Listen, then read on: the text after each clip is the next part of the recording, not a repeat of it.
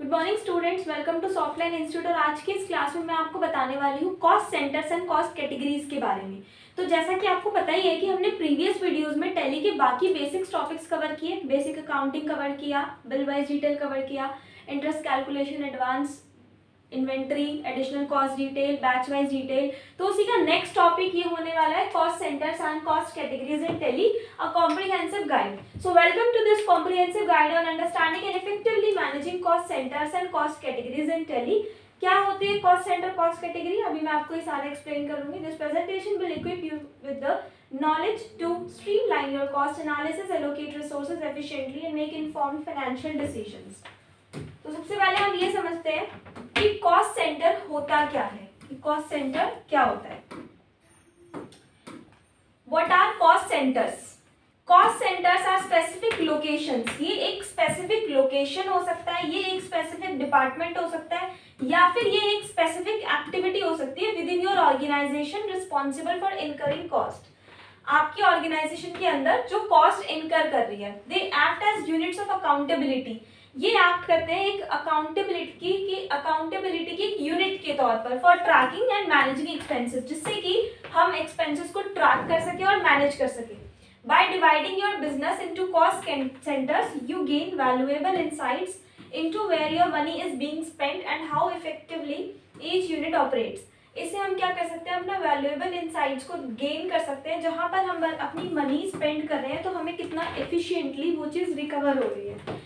जैसे कि एक एग्जांपल मैं आपको देती हूँ, एग्जांपल के साथ समझाऊंगी। एग्जांपल्स इंक्लूड प्रोडक्शन डिपार्टमेंट, जैसे कि प्रोडक्शन डिपार्टमेंट हो गए जिसमें असेंबली और मशीनिंग वर्क आता है।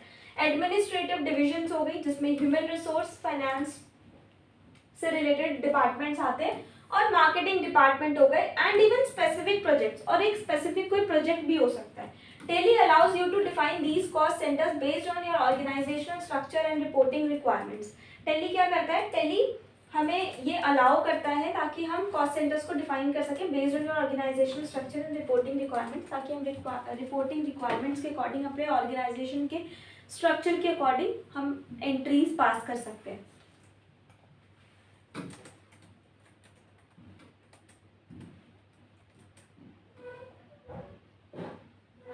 Now what are cost categories? Cost categories क्या होती है?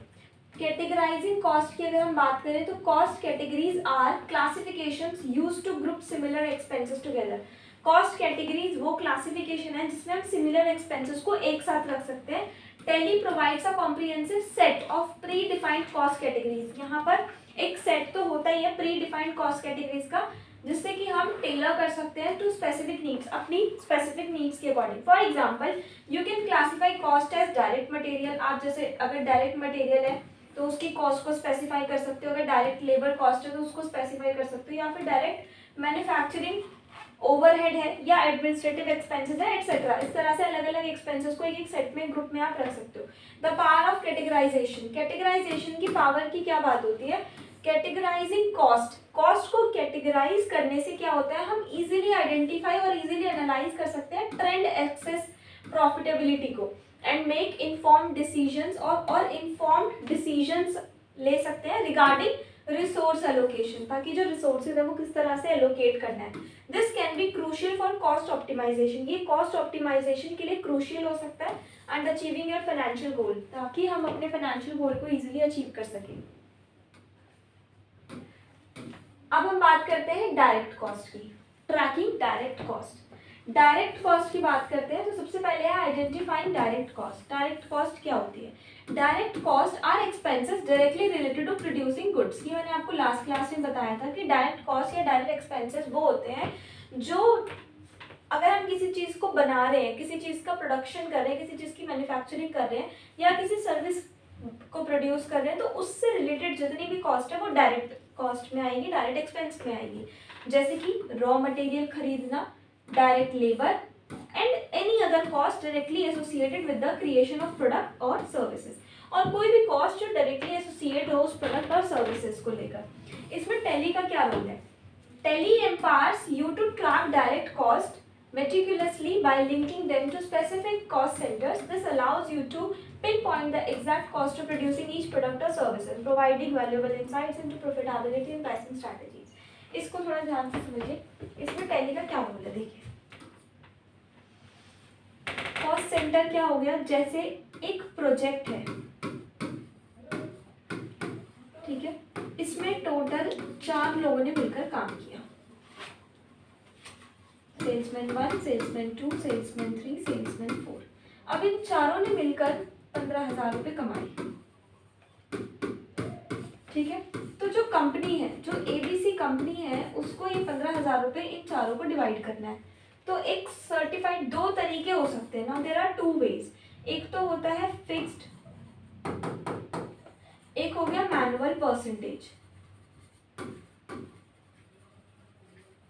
फिक्स्ड में क्या हो गया, जैसे 15,000 है वो मेरे को डिवाइड करना है। फॉर एग्जांपल एक को हमने 4,500 देने हैं, 1 को 2, 3 एंड 4, 2 को हमें देने हैं 2,500, तो इट विल बी 4, 5, 6, 7,000 हो गया। अब 8,000 और 4 करके मुझे ये देना है इनको। तो मुझे कैसे इनको पेमेंट करनी पड़ेगी, मुझे 4 पेमेंट एंट्री पास करनी पड़ेगी, कितनी 4, ताकि ये जो अमाउंट है ये इनके लेजर्स में, इनके अकाउंट्स में शो हो। और एक होता है परसेंटेज, परसेंटेज यानी 35%, 25%, 20%, 20%, 35, 25, 20, 20। तो ये क्या हो गया, ये परसेंटेज टोटल 100% कि मैंने अगर 15,000 रुपये कमाए हैं और इनको मुझे उसका इतना इतना परसेंट देना है as an profit sharing ratio.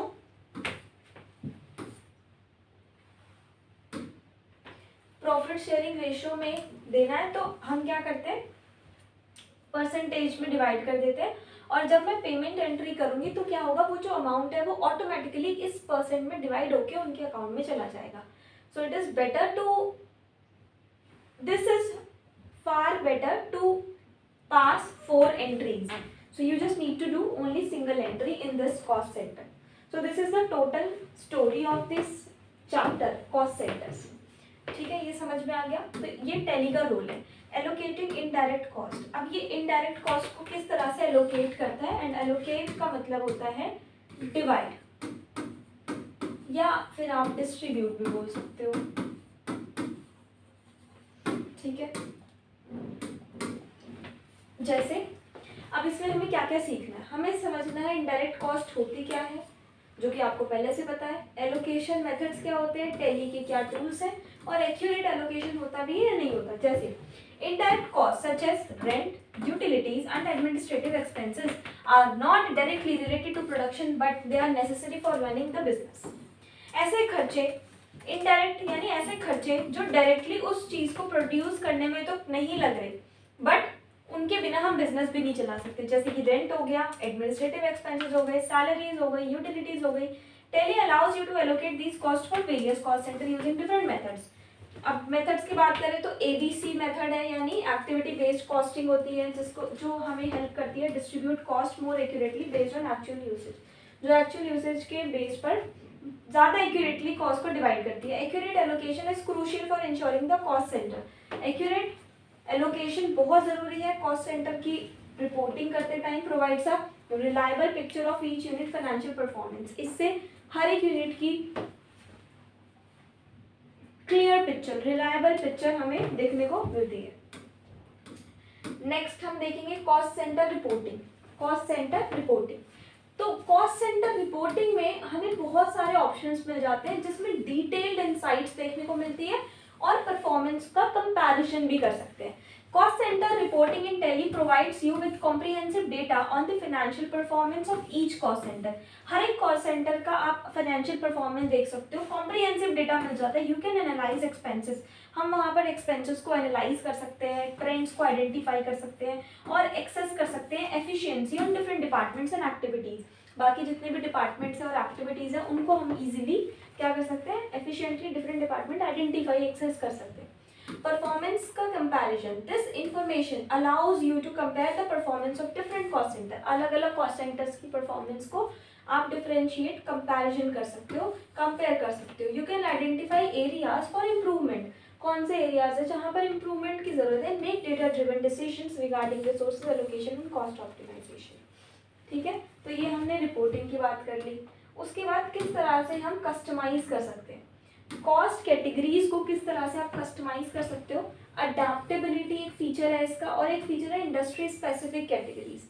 Adaptability की बात करें तो टेलीज flexibility allows you to customize cost categories to suit your specific business needs. You can create new categories बना सकते हो, modify कर सकते हो existing ones को, and define the relationship to ensure accurate reporting and analysis. You can create industry specific categories, जो industry specific categories है वो create कर सकते हो for more granular cost tracking and analysis, जैसे कि फ्रेट कॉस्ट हो गई for a manufacturing company, client acquisition cost हो गई फॉर अ मार्केटिंग एजेंसी।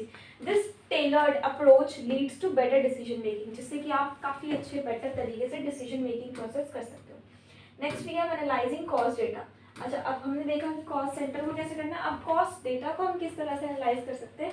एक तो होता है ट्रेंड एनालिसिस, एक होता है कॉस्ट कंपैरिजन एनालिसिस, और एक होता है आइडेंटिफाइंग अपॉर्चुनिटीज एनालिसिस। ठीक है,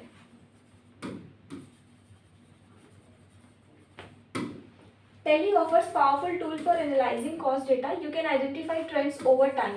टाइम के हिसाब से हम आइडेंटिफाई कर सकते हैं ट्रेंड्स को, पिन पॉइंट कॉस्ट स्पाइक्स मिल जाते हैं, and understand the factor influencing changes in expense. वो फैक्टर्स को हमें अंडरस्टैंड करना जरूरी है जो एक्सपेंसेस को चेंज कर रहा है। Compare cost across cost centres, periods and products to identify areas of inefficiency and understand how different factors impact expenses. By analysing cost data analyse करने से क्या होता है, यू कैन अनकवर अपॉर्चुनिटीज। आप उन अपॉर्चुनिटीज को अनकवर कर सकते हो अपनी कॉस्ट ऑप्टिमाइजेशन के लिए, रिसोर्स एलोकेशन के लिए, एंड स्ट्रीमलाइन प्रोसेस के लिए, leading to improve profitability and overall business efficiency. पूरी ओवरऑल प्रॉफिटेबिलिटी और बिजनेस एफिशिएंसी को इंक्रीज कर सकते हो।